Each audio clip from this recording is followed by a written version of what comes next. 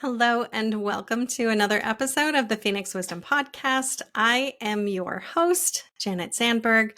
I am a transformational life coach, energy healer, spiritual channel, and a bunch of other stuff, as well as a mental health advocate. And I'm gonna stop it there. I could go on, but our focus today is our guest, Mira. Thank you so much for being here today. Oh, thank you for having me. It's wonderful to be here. Okay, tell us a little bit about yourself, and you don't have to cut yourself off like I did. I'm Mira, Meera Ishaya, and that's not the name I was born with. I became an Ishaya monk in 2012, and so I've been mostly going by the name Mira since then. It's more familiar to me now, actually, than my birth name.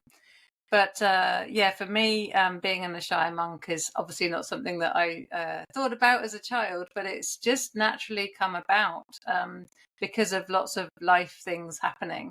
Mhm. And I just wanted more out of life. So for me to be able to live an authentic life was really important to me, and I didn't even know that I wasn't, or that was possible.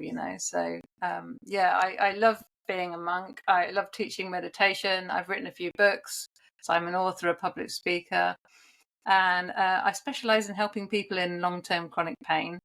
And spiritual coaching, really, although it's not an official title, and helping people with emotions, because that's quite a big area that people struggle with, and relationships too. So it's kind of across the board, really, and it's lived experience, particularly the long-term chronic pain. Yes. So many people struggle with that, and there's a little more to it than just getting a prescription and making it magically go away. That doesn't always work that way. So thank you for doing that work that you do. Before we dive into your story that led you to where you are now, tell us quickly, what is an Ishaya monk?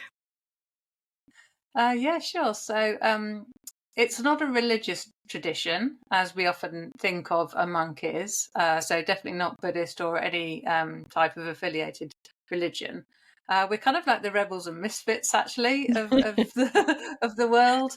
Those that kind of have often felt like a fish out of water, and felt on the edge of things. Like everyone else was given a handbook on how to live your life, and we didn't. And Ishaya means for highest consciousness. So we're a group of monks who are kind of walking the talk, living life from the inside out, so that we cultivate an experience of pure awareness. That's what the thoughts exist within. So to be able to come back to that and live this pure experience, and then help others to do the same. Because it's everybody's birthright, so it's a real privilege and honor, and I just don't think I could do or be anything else, to be honest. Yeah. It's just, I can tell, like, the way that you talk about it, it's just, you light up. It's who you are. Like you said, this is who you are now. It's not necessarily who you were born as. I mean, it is, because this you was always in there, but now it's on the outside. Yeah, definitely. And even the name Mira that I was given when I became a monk represents the essence of who I am, rather than being another name. And I love that. And the minute I was given the name, I actually felt like I was given permission to be myself. It was like just a huge sigh of relief. I could actually just rest and be now. It was quite remarkable, because previously, before I was on the path myself, when I heard of people having different names, I thought it was quite pretentious. So I was quite opinionated actually about it. So it's quite hilarious, really, that I've ended up, using another name. But so natural, so natural. Good. All right. Well, let's hear the story that led you to where you are now. Because you obviously weren't always this in tune with who you are, and helping other people be their true selves. So what was going on when things weren't this way? Yeah, so I was always really ill, actually, from a very young child, and I think I was often just battling against the world. Mm. Like I said, a fish out of water, like I just didn't understand the rules of life, and everything just felt like it was hard. It was a struggle, and ultimately, yes, I met an amazing man and I got married. But when I was pregnant with my second child, I had what's quite a rare condition, which I actually still have now, that led to long-term chronic pain and also led to me not being able to walk. Oh gosh. It's called symphysis pubis dysfunction, if you want to know the name. It's the ligament at the front of the pubic bone that just stopped functioning Oh no. well in the hormones of pregnancy. Yep. And Yep. so, yeah, I kind of got a few aches and pains that I hadn't had with the first one. And I was just told, oh, you just get those when you're pregnant. So I sort of Mhm. put up with it and shut up, like a good girl that I'd been brought up to be. And then my legs gave way at about 32 weeks. And Oh so my then they're gosh. like, why didn't you say something sooner? And I'm like, really? Like, I thought I had been. So yeah, that just led to a whole world of pain and suffering. And it was a joy to have a very painful birth, actually. The first birth was a walk in the park compared to the second one, Mhm. but I was very grateful that I could still do it naturally. I was told that it was a very small chance I'd be able to. But I was Okay. pretty determined. When I set my mind to something, I was pretty determined.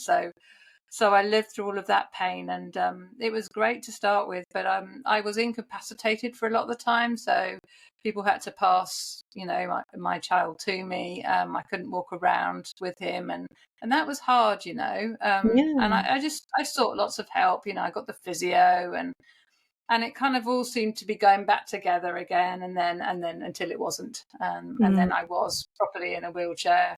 I could just about drag myself around my first floor flat on crutches because I could lift one leg a little bit and the other leg not much at all. So it was really hard work. I got quite strong on the on the upper body because of it. Yeah. But yeah, I got to the point where the pain was so intense. I really wasn't living anymore. I was barely existing, barely managing, and with two young children, Yeah. it was very painful existence, and so I didn't want to live anymore. I had enough. I got to the point where like I'm done. I cannot, just I cannot do this. It's surprising I managed to get to carry on for as long as I did, actually, with the level of pain I was in, and I couldn't put my own socks on. I couldn't dress myself properly. It was very difficult, as well as looking after two young children. My husband's an absolute saint because he was supporting me and the children through all of this. Yeah. And yeah, so I just got to the point where I was done, utterly done, and yeah, managed to drag myself into our kitchen, get a knife out of the drawer, and yeah, the rest, as you can imagine, what I was going to do. But my husband caught me in the Yeah. act, thankfully. Thankfully. And yeah, it was holding our young son, and yeah, I was just like, all I could see, my whole world had shrunk down to just the knife in my hand and my arm, and that was it. There was nothing beyond that, really. And I could hear my husband, but he was just like, you're just so done. Like, I couldn't hear. He just wasn't reaching me. I could hear his Mhm. words, but it just Mhm. meant absolutely nothing to me. I just couldn't see any way forward, and I just Sort of I just like wanted to being in a leave. fishbowl. It kind of is. It's like it's like you've got blinkers on and you just don't see anything. You just don't. There's no way to connect with someone, I don't think, when you're in that state. Mhm. And so my husband did his best, and he was chatting to me, and then there was a tiny gurgly sound in my son's throat, which was such a pure sound, I think. And my eyes just flicked up and looked into his eyes, and it was just like the whole world opened up. The bottom dropped out of Mm. the world, and it was just endless peace. It was just a seamless, pure experience. All the boundaries had fallen away. There wasn't even a thought of pain. There wasn't even a thought of suffering. There wasn't even a thought of joy. It was just so pure and Wow. peaceful and deep and vast and endless. You know, you'd call it a transcendent experience, I Mhm. suppose. and I'd never experienced anything like it. I hadn't even come close to it.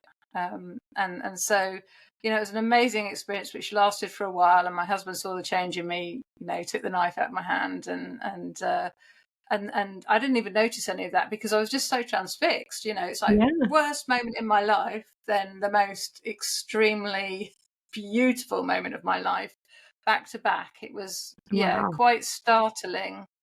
That it could be so instantaneous, I think, more than anything. Totally absorbed in it in the moment. And of course it faded, it didn't last forever. But it did give me a direct experience that there's definitely more to life than I was currently experiencing. And if I could have it in the worst moment of my life, then surely I could access it in other moments. So it kind of set me on a whole different trajectory, gave me hope first and foremost.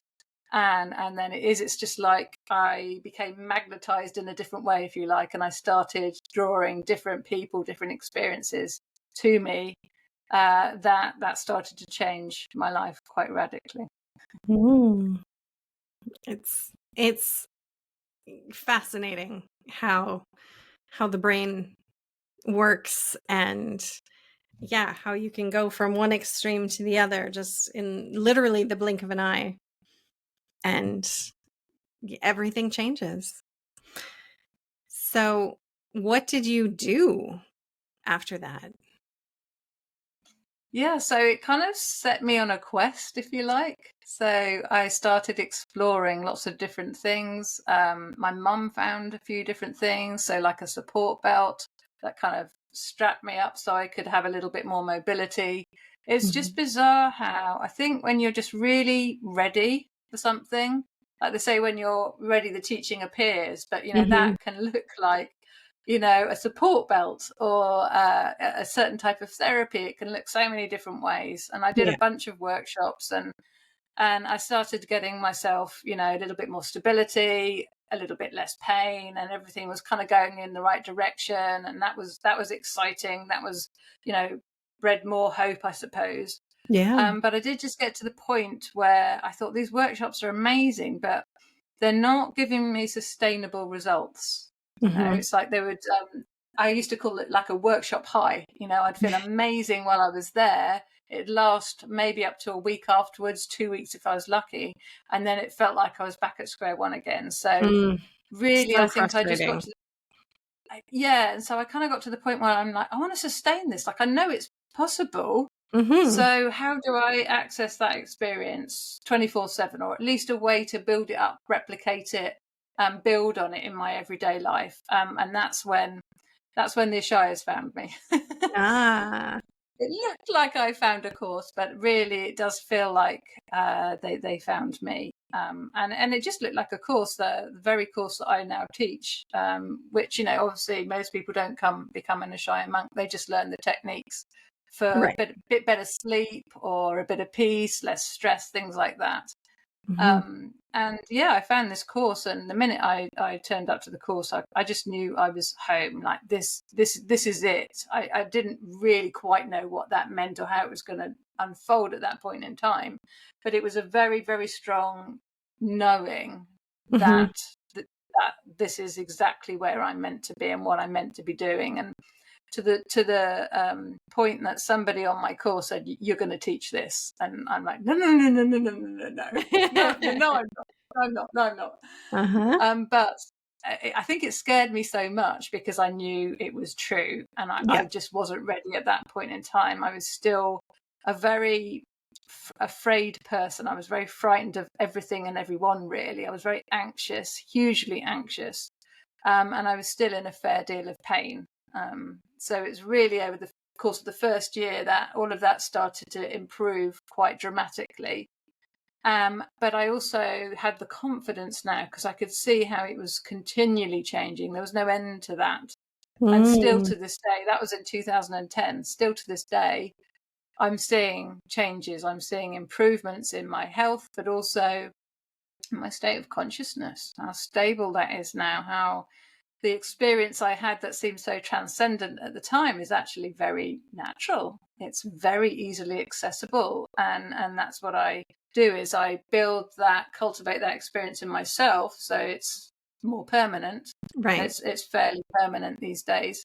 And then I help others do the same.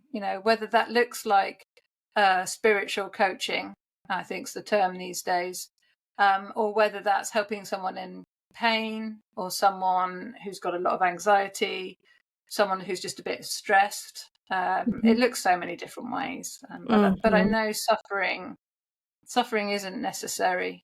Pain's always possible, but suffering is and an awful lot of what we call pain is suffering. So all of my long-term chronic pain was all suffering, all of it. And it's amazing how much the body can heal when we tap into the purity of presence.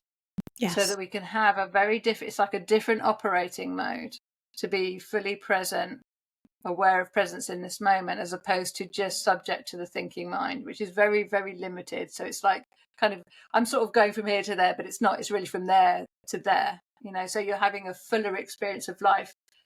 The wider bandwidth of awareness is more gentle, it's more pure, it's a complete experience, so nothing's ever lacking, and it's just so natural, and it's for everyone. It's just not just for the select few, it's for everyone. Absolutely. That wants it. That's interested in seeking it. Yeah. Your story sounds so familiar. When so I'm a Reiki master, and when I first learned Reiki, I was like, oh, and it was just so familiar and so at home for me. Like I was like, oh, this is what I've essentially been doing my whole life. And this is what I've been connected to, this energy. I just didn't know what it was or how to use it. And then I, became connected with it. And the same thing at my first level 1 class, my teacher was like, oh, you're going to go all the way, become a Reiki master. You're going to be a channel. You're going to do all of these things with this. And I was like, what are you talking about? Like me? And at the same time, I was like, that seems like a lot and that seems overwhelming. But I also knew on some level that she was right, because I felt so at home with all of it. I was like, it's so natural to me. It's just, this is how I was supposed to exist in this world. So yeah, I totally get that. And it's amazing how there's never just one solution to whatever's going on. You found Ishaya, I found Reiki. There's as many solutions as there are problems, and it's going to look different for everybody. Yeah, most definitely. And I think that's the beauty of it, that we all have our own individual journey. And that's actually part of what I support people with, is the ascension techniques I practice and teach are just a tool to help people discover the best life for them, however Exactly. that looks, as opposed to they all become an Ishaya monk or something. Yes. It's just like, it's really a tool to help empower people, and for them to tap into what is their path through life, like the best version of themselves, the purest version, so that they can experience and do everything that they're meant to do in the way they're meant to do it, and in the time that they're meant to do it.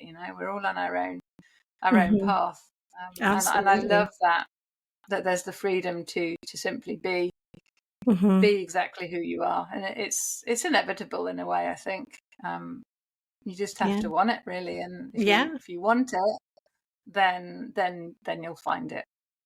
Yeah. And I also love what you said about being present, and how, being fully present just alleviates so much suffering in our lives. And I work at a counseling office, and one of the therapists had printed off, 101 coping strategies or something, and sort of left it laying on the printer. And I was looking at it, and I'm looking at all of these things, and I'm like, oh, these are just 101 ways of being present.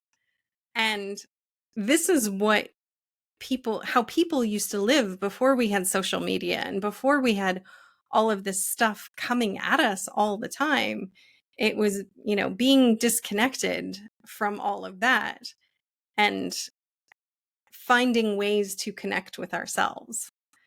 And now it's just like, oh, how to cope in the world. It's like, well, we don't really need to learn how to cope in the world. We need to learn how to connect with ourselves. And it was, it was sort of like the opposite in a way of what it should be. Yeah, I think when we're referring to the mind, which is just a collection of thoughts, we identify with that and we shrink down who we are. So we think we are a certain personality. And what I've recognized as I've become more present is that a lot of the personality traits have fallen away. Like they were just learned habits rather than who and what I was.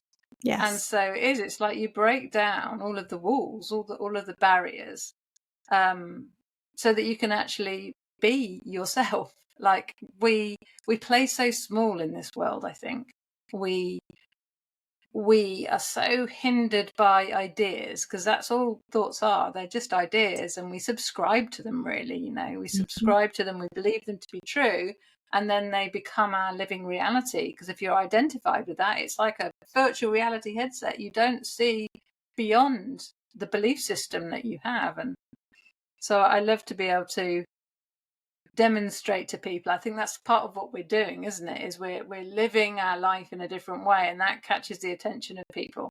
Yeah. They can see when you are just deeply contented. It's very obvious.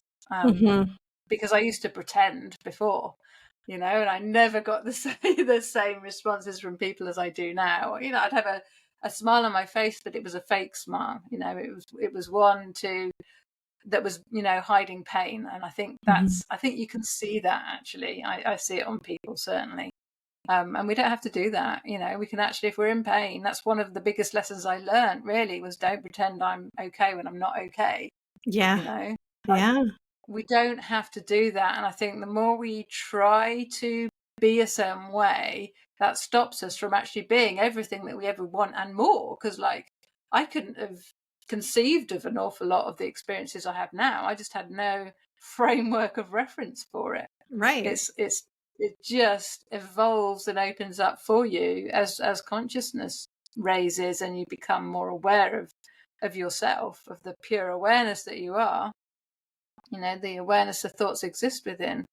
The thoughts are just a very small part of that. And so that's all we experience, though, and until we see beyond thought, and now we're free to be the full range of who we are. Yes, absolutely. And how are you now physically? Are you able to walk again? What's your pain like? Yeah, I'm currently in absolutely no pain. There's still times I can get pain, but it's often short-lived, and it does appear to be that it's just sort of a signpost to a place where I'm holding on to a belief of who I am in some way, or an old resistant pattern. Like for me, resistance causes suffering, not the thing we're resisting. And so any pain I have or any body symptoms I have appear to be just revealing to me just a place where I'm a little bit blindsided. I'm not quite seeing everything clearly. I'm holding on to an idea and just tension in the body and everything. So it's a gift, actually. I do find that pain is a way to explore consciousness, actually, to go beyond who we think we are, to go beyond the learned behaviors, personality traits, everything that we thought we were. Pain for me has been a way to go beyond all of that, because it pushes me. It can get so painful, it's intolerable. And so when it's like that, it's just like I have to surrender, and surrender isn't giving up. It's moving past, in a way. You're surrendering who you think you are to who you really are, and when you do that and full presence opens up, for me the pain instantly vanishes. And I experienced that with broken ribs, so Oh, my wow. body was damaged. I was in a world of pain and suffering. And then because I had already explored with the long-term chronic pain and I knew that had gone, and I'm like, well, but I'm damaged now, so I'm just going to have to suffer until I heal, right? And then a little voice in my head, well, maybe not. Let's explore. And so I explored, and it is like every time I tapped into presence, it's just like the parameters opened up, and I could still feel the sight of the broken ribs, but now it wasn't like my body wasn't tensing against it anymore. There was a bit more softness to it, so I could sort of reach and get my drink without being winded, and the suffering had just completely eliminated in that moment. It wasn't sustainable. I kind of dipped in and out of it, but it got more sustainable as I explored with it, and that's been a very an amazing experience to teach me what's actually possible. Even if there's physical damage, the experience of it can be very different dependent on where our attention is. Is it narrowed down? Is there a whole dialogue telling me how to experience my body? Because that's what thoughts do, is we'll experience our body through the content of the thoughts, and it distorts and intensifies the experience. But if we come into presence, which is actually very easy to do, anytime we just stop, we tend to open up into that, and then the suffering fell away, and often even the pain, like there was just not even pain. And that was, I started exploring just to see what was possible, but I was blown away by what that actually opened up into, and how different life could be. Again, in an instant, it's a moment by moment choice. It's not this, we talk about it as a journey that we go on, and it's only a journey because we just don't stay in presence. It's just like, and then it's almost like we wake up and then we go back to sleep, and then we wake up and we go back to sleep. And every time we wake up, it's so healing, so nurturing. And as we keep touching that space, it starts to, become a little bit more established. And then life is lived very differently. Yeah. And I think the same can be said, for physical health as for mental health. The way that you react to physical pain, if we do the same thing with depression or anxiety or anything else, and we focus on those thoughts and those feelings, we're going to feel them a lot more than if we surrender to them, allow them, do all the same things, explore them, find out what they're trying to tell us, so that we can feel them less and move on to a fuller experience of life that's not so centered on those particular thoughts and feelings. Yeah, 100%. And I actually do weekly sessions for a mental health organisation in the UK. And it's been quite eye-opening, really. People who have poor mental health are they're just much more identified with the thinking mind. So it's almost like it's harder for them to go beyond that, because there isn't anything beyond that for them. And so, but it's been amazing to work with people who've been so inspired by the experience that they've had with me each week, that some are exploring more in between the sessions, some are really just coming to the sessions and loving the sessions. But those that explore in the middle of the sessions and they start, struggling, I'm not quite getting this. And when the penny drops and they just get it, it's rewarding for me, and it's amazing for them. And so, there's a consistent group that comes week in, week out, because they want more. I think everyone's hungry for more, and we just need to be demonstrated to, like, living it ourselves and being around other people living it ourselves. I think then eventually, it's like little ripples. It touches everyone. The level of consciousness, we're all one. Absolutely. So if you could give a piece of advice to somebody who was struggling, suffering, thinking that they can't go on, what would you tell them? I would tell them that don't take your current experience as the final answer. For me, I took what I was living through as the final answer. That it was a one-way trip, and there was just no way out of it, because my mental health was poor at the time. I just couldn't see a way out. And there is a way out, and it's actually really simple. It's just knowing how, And not only having the techniques like a meditation technique that automatically takes your attention wide and onto awareness like the ascension techniques do, but the ongoing support and a community. I think we're not meant to do this alone, and I think it Absolutely doesn't not. matter what community it is, whatever community that's supportive and wants the same things that you do, Yes. because I think that's how we grow the fastest. And yeah, it's just amazing to watch people support other people. You know, it's just like, I think we naturally want to do that. We want to cheerlead. We want everyone to do well. And so to have a nurturing community and some amazing techniques, and then the ongoing guidance from me, and I think no matter what modality that is, I think that that can change everything. Yes. And within that as well, I always assume that what I understand to be true is incomplete. Yes. Rather than it's right or it's wrong, you know. And that's how I think we grow as a community, because we all have a different perspective, a different take on life, and I think together to collaborate, I think that's far more beneficial for humanity than everyone trying to do it on their own. Yes, 100%. Yes. All right. Thank you so much for being here today, Mira, and sharing your wisdom and your experiences and your inspiration with us. I appreciate you. Oh, thank you. It's been wonderful to be here. Thanks for having me. Thank you for listening. Remember that you are loved, you are worthy, you are valuable, you are meant for more, and that it really does get better. If you are in crisis, there are numbers that you can call or text to get the help that you need. That information for Canada and the US is in the description below each episode. If you are in immediate crisis, please call 911. We love you, and I hope you'll listen again.